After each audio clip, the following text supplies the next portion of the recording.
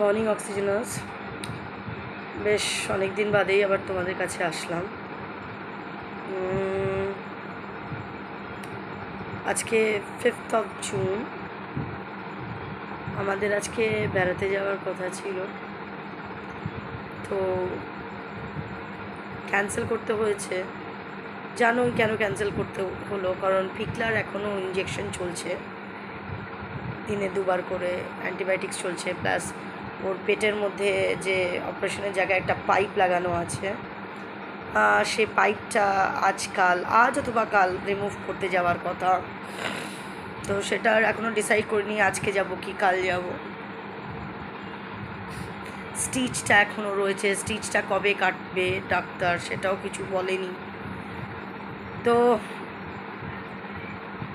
ঘরের মেম্বার যদি অসুস্থ থাকে এবং সে যদি এখনও সুস্থ না হয়ে ওঠে, তো সেখানে ঘুরতে যাওয়াটা একেবারেই উচিত নয়, বা আমাদের মানসিকতাটাও সেরকম না। তবে এই ভ্যাকেশনটা যে এভাবে কাটবে ভাবিনি, কারণ যেই দিন থেকে আমার মেয়ে স্কুল জয়েন করা শুরু করলো, সেই দিন থেকেই কিন্তু আমার মেয়ে আলমানাক স্কুল ডায়েরি খুলে খুলে দেখতো। আর এই কদিন তারপরে ভ্যাকেশন করবে, আর এই কদিন তারপরে ভ্যাকেশন করবে। সেম উইথ মি, মানে আমিও তাই করতাম। আমি ক্যালেন্ডার দেখতাম যে আর এই কটা দিন, তারপরেই আমি আর আমার মেয়ে ভ্যাকেশনটা কাটাবো বলতে এই একটু টুকটাক ঘুরতে যাওয়া, খাওয়া দাওয়া করা, সেটা তো করা হলোই না। 5th of June যে আজকে বেড়াতে যাওয়ার কথা, সেটাও আমার ক্যান্সেল করতে হলো না। সেটার জন্যে যে খুব দুঃখ পাচ্ছি তা না, তবে দুঃখ একটা জায়গায় পাচ্ছি যে আবার স্কুল খুলে যাবে, তো ভালো করে যে গল্প গুজব, খাওয়া দাওয়া, আড্ডা মারা মেয়ের সাথে, সেটাও আমরা এবারে করতেই পারিনি, মানে ফিলই করিনি ছুটিটা, ভ্যাকেশনের ছুটিটা ফিলই করতে পারিনি। এতটাই পিকলাকে নিয়ে আমরা ব্যস্ত ছিলাম দুজনই, এখনও স্টিল হয়ে চলেছে। তারপরে দেখো আবার দেখছি লইকে, মানে কদিন আর কি লইর ঠান্ডা লেগেছে, প্রচণ্ডই ঠান্ডা লেগেছে, সর্দি পড়ছিল। তো আমরা অতটা আর কি ওকে ধ্যান দিইনি, মানে ঠান্ডাই তো লেগেছে। সেটজিন খাওয়ানোর চেষ্টা করেছি, ওকে সেটজিন খাওয়ানো যায় না। মনটেক খাওয়ানোর চেষ্টা করেছি, মানে কোনো ওষুধ ওকে খাওয়ানোই যায় না। লইকে ওষুধ খাওয়ানো সাংঘাতিক কথা। তো পিকলা এখনও সেরে উঠতে পারিনি, তার মধ্যে লইর দেখছি এখন নাক দিয়ে ব্লাড পড়ছে, আর হাঁচি দিতে গেলে, কাশতে গেলেও ব্লাড পড়ছে, এবং সেটা একটা দুটো না, বেশ ভালো ব্লাড পড়ছে।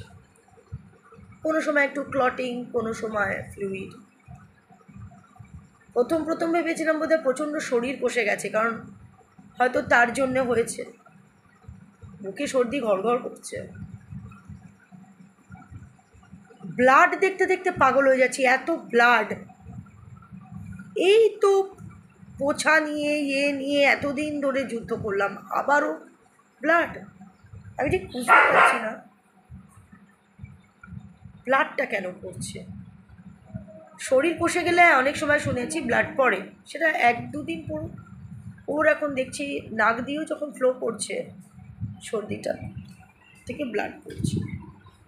তো এই রকম অবস্থায় এখন কি করা? আজকে বা কালকে যে পিকলাকে নিয়ে হসপিটাল যাব, ওকে যে নিয়ে যাব, আমাদের তো ম্যান পাওয়ার বেশি না। দাদা কাজ থেকে ছুটি নিতে পারছে না। আজকে যেহেতু আমাদের বেড়াতে যাওয়ার কথা ছিল, তো ওর নেওয়ার কথা ছিল, কিন্তু যেহেতু যাচ্ছি না বলে ও আর ছুটি নেয়নি।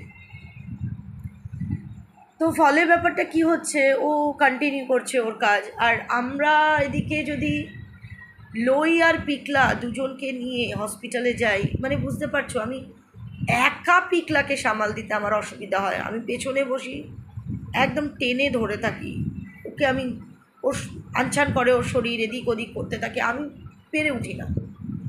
তারপরে যদি লইকে নিই, মেয়ে তো থাকবে স্টিয়ারিংয়ে, আমি কি করে দুজনকে সামাল? যে একবারে লই আর মানে এটা তো সম্ভব না যে পিকলাকে একদিনকে নিয়ে গেলাম আবার আর একদিন লইকে নিয়ে গেলাম, সেটাও সম্ভব না। তো আমি ভেবেছিলাম যদি ওরালি কিছু হলে ওরাল ওয়েতে যদি ট্রিট করা যায়, যেমন মেডিসিন দেওয়া, কিন্তু সেই মেডিসিনও খাচ্ছে না। আর এখন যা অবস্থা তাতে আমার মনে হচ্ছে যে ওর ব্লাড টেস্টটা দেবে ডাক্তার, কারণ ব্লাডটা কেন পড়ছে, ভেতরে কোনো ব্যাকটেরিয়া রয়েছে নাকি, এগুলো তো বা অন্য কোনো লাং ইনফেকশন হলো নাকি বা কিছু।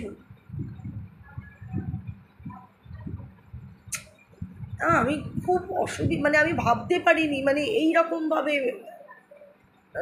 সব অসুস্থ হয়ে পড়বে, আমি তো বুঝতে পারছি না। খুব রকমভাবে ভেঙে পড়ছি। ও সরো না, বসো না।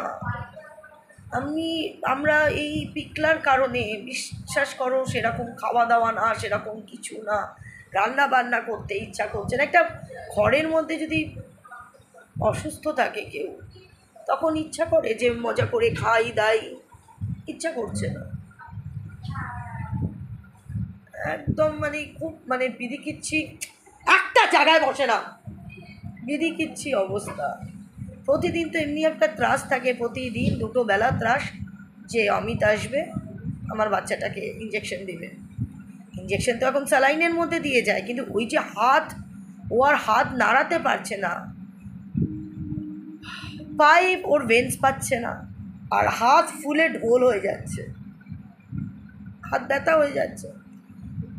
বরফ শেক দিতে বলছে, আই মিন বরফের মাসাজ করতে বলছে, কিন্তু আমি আই মামা আহা তার ইয়ে বেরিয়ে যাচ্ছে, পিকলা আর ভালো লাগে না। এদিকে একটু দাঁড়াও, পিকলা পিকলা বারবার নেমে যাচ্ছে। দাঁড়াও বলার জন্যে, মানে কেউ যদি মানে আসলো, ধরো এখন যেমন ব্লিঙ্কিট আসলো, হ্যাঁ, আমার ডগিসগুলো চিৎকার করতে শুরু করে, আর ডগিসগুলো চিৎকার করলে পিকলা পেয়ে যায় ভয় যে এই বুঝি ওকে ইঞ্জেকশন ফোটাতে আসলো, এখানে বসো মা, এখানে বসো, তো ভাই কেউ কিছু করতে আসে না। এই একটা বিশাল একটা ঝামেলা হয়ে গেছে, অল টাইম চিৎকার করতে হয়, কোনো আওয়াজ পেলেই, কোনো লোকের আওয়াজ পেলেই আরগুলো সব চিৎকার করবে, আর পিকলা মনে করবে এই বোধহয় ওকে এসে ইঞ্জেকশন দেবে, এই ভয়টা পাচ্ছে। এটা ন্যাচারাল, আমরা আর পেরে উঠছি না। 6 দিনেরই ওষুধ, তাই তো 6 দিনের ওষুধ, তাও 4 বেলা না মামাই, কালকেরটা তো একটা আছে না, কালকের একটা বেলা তো দিল না, ম্যাসিভটা তো শেষ হয়ে যাবে। তো এখন পাইপটা রিমুভের ব্যাপার আছে। আবার দেখো এই যে লই, কি করব বলো তো, কি করব? মানে ওকে ধরে বেঁধে, অন্য কাউকে ধরে বেঁধে তো ওষুধ খাওয়ানো যাবে, কিছু খাওয়ানো যাবে। এই যে পিকলাও কিন্তু ওষুধ খেতে চায় না, কিন্তু তাও তাকে কোনো রকমভাবে, বাবা ও তো বসছেই না, তাও তাকে কোনো রকমভাবে ওষুধ খাওয়ানো যায়, কিন্তু লইকে খাওয়ানোই যাচ্ছে না। আর তিন দিন ধরে আমরা চেষ্টা করছি ওকে ওষুধ খাওয়ানোর। এবার যে মাংসর মধ্যে দেব, কতগুলো ওষুধ আমার নষ্ট হলো।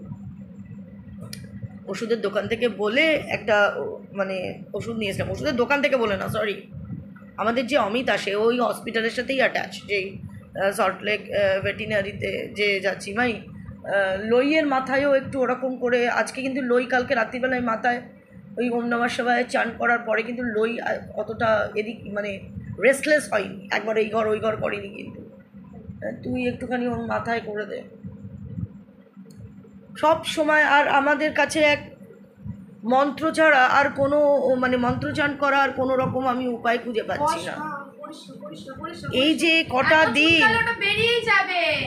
এই যে ওর পিকলাকে বলেছে একদম দেখবেন যাতে ইয়ে না করে, খুব চুলকাচ্ছে, ওর সেলাইয়ের জায়গা চুলকাচ্ছে, কিন্তু ওকে তো মানে চুলকালে সেলাই তো খুলে যেতে পারে, ও পায়ের কি বুঝতে পারছি মা, কি একটু ও মানে অস্থির করছে, চুলকাতে দেওয়া হচ্ছে না তো, কিন্তু কি করব বলো, সেলাই তো রয়েছে, সেলাই রয়েছে, পাইপ রয়েছে। তো যাই, যে সেটাই বলছিলাম যে মন্ত্র উচ্চারণ করা ছাড়া, মন্ত্রর ওপর ভরসা করা ছাড়া আমাদের আর কিছু করার নেই। হ্যাঁ, যে এত ব্লাড পড়ছে, এত এর ব্লাড, ওর ব্লাড, তার ব্লাড, আমার তো এবার ভয় হয়ে যাচ্ছে, কেন হঠাৎ করে ব্লাড পড়া শুরু হলো। তো সেক্ষেত্রে সত্যি মনে হয় ঘরের মধ্যে কিছু আবার নেগেটিভিটিস কিছু ঢুকেছে কিনা জানি না, কিন্তু আমরা রোজ কিন্তু ওই ঘন্টাও বাজাই, ধুনো দিই, মানে কোনো কিছুতেই ইয়ে করছি না, কিন্তু স্টিল মাঝখানে তো আমি আবার একটু ভয়ও পেয়ে গেছিলাম ইন দ্য সেন্স মেয়ে এমন একটা কথা বলে ফেলেছিল, সেই কথাতে আমি ভয় পেয়ে গেছিলাম যে হয়তো এই রক্তক্ষরণটা আমাদের কারুর মধ্যে হতো, কিন্তু সেটা হয়তো আমাদের ডগির ওপর দিয়ে যাচ্ছে, কারণ বলছে যে ডগিরা নাকি নেগেটিভিটিসগুলো নিজেরাই নিজেদের গায়ে নিয়ে নেয়। হয়তো যেই জিনিসটা হয়তো আমার আর আমার মেয়ের হতে পারতো, হয়তো সেটা আমার বাচ্চা পিকলা নিয়ে নিয়েছে। কি লই, এখন তো দেখছি লইও এরকম অবস্থা, পিকলার এখন রক্ত বন্ধ, লইয়ের রক্ত পড়ছে। তো এটা মেয়ে সেদিনকে বলছিল, তো মা এরকম হয় জানো তো। তো আমি তো এইগুলো এত কিছু ঘাটি না, এগুলো শোনার পর আমার কি ভয়, এমনি সময় কিন্তু এখন আর মানে আমি কিন্তু এখন ভয় পাবার টোটাল আমার কিন্তু ভয় লাগেই না। রাত্রির 11টার সময়ও আমি হয়তো ছাদে গিয়ে নেতা আনতে গেছি মোছার জন্যে, কিন্তু যেদিন কেউ বলেছে, ওটা কী বার দিন বলেছে, শনিবার দিন বলেছে আমাকে, এই শনিবার দিন যেদিনকে আমার বাচ্চাটার অপারেশন হয়ে আসলো, শনিবার অপারেশন হলো, হ্যাঁ গত শনিবারই তো অপারেশন হলো। হ্যাঁ, সেই দিনকে রাত্রিবেলা মেয়ে বলছে, আর আমার এত ভয় লেগে গেছে, মানে বেরিয়েছিলাম, ওরা ডগিজরা খেয়েছে ঘরের মধ্যে, তো নেতা আনতে গেছিলাম, আমার নেতা আনতে গিয়ে গা ছমছম করে উঠেছে। যেই নেতা দিয়ে আমি মুছি সেই নেতা না নিয়ে কোনো রকম একটা নেতা গ্র্যাব করে নিয়ে চলে এসেছি, মানে ঘর মোচার নেতাটা গ্র্যাব করে নিয়ে চলে এসেছি।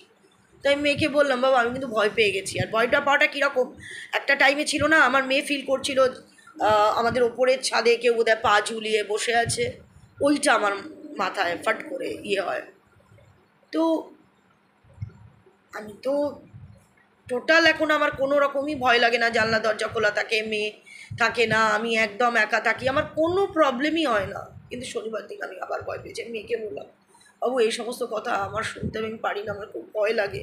এই যে ডগিজরা নাকি নেগেটিভিটিসগুলো নিয়ে নিয়েছে, আজকে রক্তটা আমাদের মধ্যে, আমার আর তোমার মধ্যে হতে পারতো শারীরিক কোনো ব্যাপার, তো সেটা আমাদের বাচ্চাটা ওপর দিয়ে গেছে।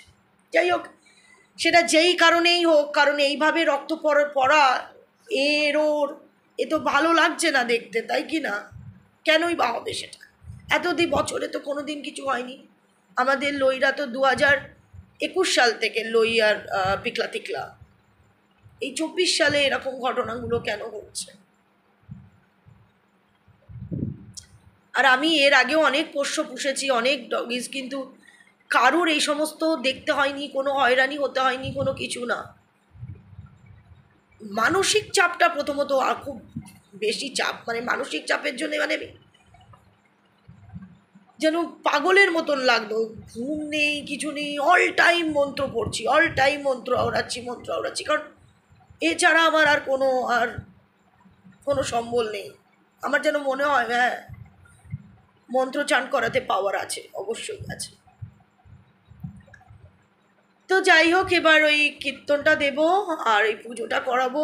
আর আমার প্রথমে পিকলাকে, তো পিকলার লই দুজনকে একসাথে আমি কিছুতেও আমি নিয়ে যেতে পারবো না, একসাথে নিয়ে যেতে পারলে ভালো হতো, নিয়ে যেতে পারবো না। এবার ডক্টরকে আমি ছবি তুলে রাখলাম, কালকে ডক্টরকে দেখাবো।